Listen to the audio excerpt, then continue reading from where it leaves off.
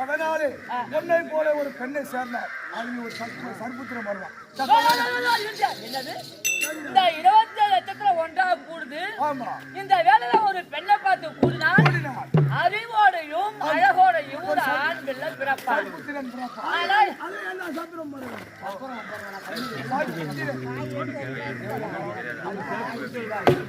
அதனால இக்கடைக்கு செல்ல காட்டு இந்த 25 ஒன்றாக கூடுற போது நான் என்ன செய்வேன் ஐயா?